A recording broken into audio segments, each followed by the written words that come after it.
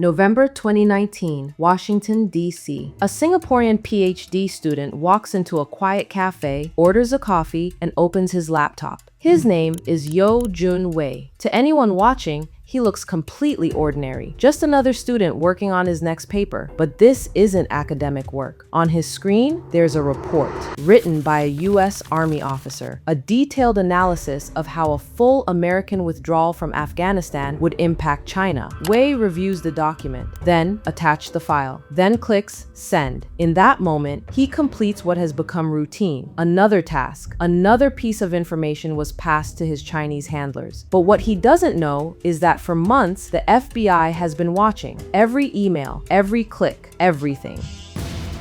This is the story of how an ambitious young scholar from Singapore became one of China's most effective spies in America.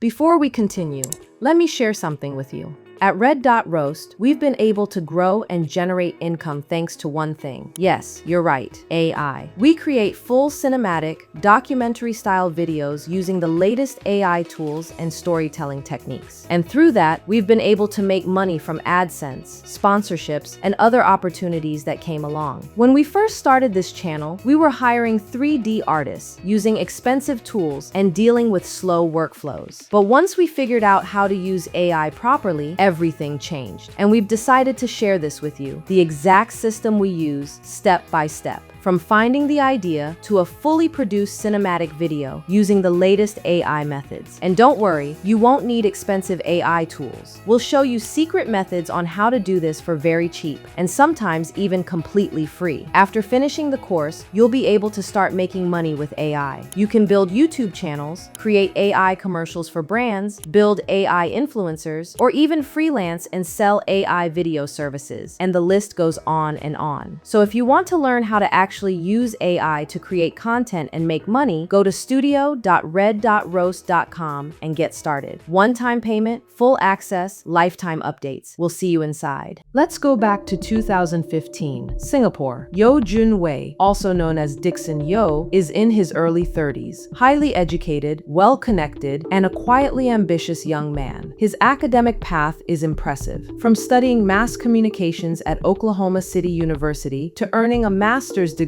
in Southeast Asian Studies at the National University of Singapore. And now, he's begun a PhD at the prestigious Lee Kuan Yew School of Public Policy. His focus? Chinese foreign policy and Southeast Asia. Everything points to a serious career in academia. Then comes the invitation that changes everything. Beijing, China. Wei is invited to present at a high-level academic forum, a room filled with scholars, analysts, and policy insiders. He presents his research, and the response is strong. He impresses the audience. He stands out. As the session ends, a small group of men approaches him. They introduce themselves as representatives of Chinese think tanks, organizations that conduct policy research and advise governments. They praise his work, his insights, and his deep understanding of the region. Then, they make an offer. They want him to write political reports for them, strategic insights. Nothing sensitive, they say, just expert opinion, and they're willing to pay a lot of money. Wei agrees almost immediately. It feels amazing, a smart way for the promising young academic to monetize his knowledge. But what Wei didn't realize at that moment was that these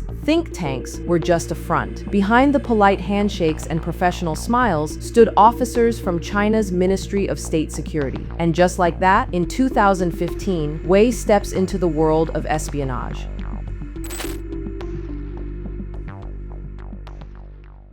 After that single trip to Beijing, everything changed. What began as a simple academic opportunity quickly transformed into something far more serious and structured. Over the next few years, Wei began making dozens of secret trips between Singapore and China. Each visit was meticulously planned. Upon arrival, he was quietly pulled out of the normal immigration lines and processed through special channels. No stamps, no visible records. To the outside world, these trips never existed. There, he received received professional training, not just on what information to collect, but on the tradecraft of espionage itself, how to communicate securely, how to avoid detection, and how to operate without leaving a trace. Then comes the mission. Wei began traveling frequently to the United States, and to give his operation legitimacy, he secured a fellowship at George Washington University in Washington, D.C. in January 2019. On paper, he was a visiting scholar. In reality, his real work took place far from campus. He followed strict operational security rules: never work from home or hotel Wi-Fi. All sensitive tasks had to be conducted in public spaces, cafes, libraries, and co-working spots. He was also issued a special bank card by his handlers, loaded with clean funds from Beijing to pay his American targets. Then he put the plan into action. Wei created a fake American consulting firm, professional, believable, and carefully named to sound legitimate. Using this cover, he flooded LinkedIn with job advertisements for consulting and research positions. The response was overwhelming. More than 400 resumes poured in. Most came from current or former U.S. military officers, government officials, and defense contractors, many holding active security clearances. Wei studied every resume carefully, searching for signs of vulnerability, financial pressure, career frustration, or personal dissatisfaction. Then,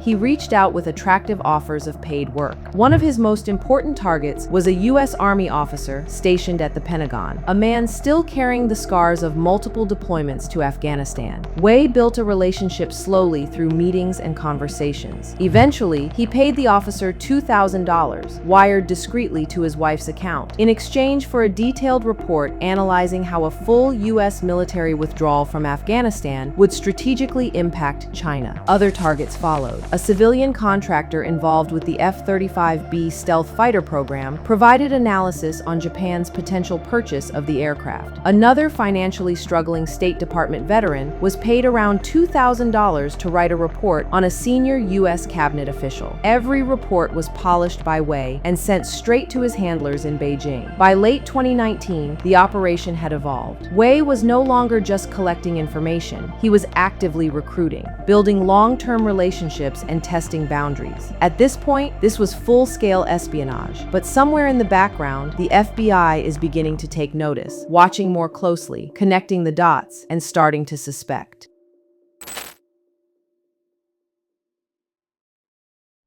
Sometime after Wei forwarded the Pentagon officer's report, his Chinese handlers were very impressed. They saw real potential in him. They instructed Wei to go further, push the Army officer to deliver more information, and if possible, turn him into a permanent, long-term asset inside the U.S. military. They promised Wei significantly more money if he succeeded in doing so. In November 2019, Wei returned to the United States after a brief holiday in Singapore, carrying clear orders: recruit the Pentagon officer as a recurring source and begin extracting more sensitive information from him. But the moment Wei stepped off the plane was the one the FBI had long been waiting for. They have been watching him for some time. What began as routine counterintelligence monitoring of Chinese recruitment efforts on LinkedIn eventually led them straight to Wei, his fake consulting firm, the flood of resumes, the payments, his latest contacts with a Pentagon-based Army officer. When he landed, he was stopped, questioned,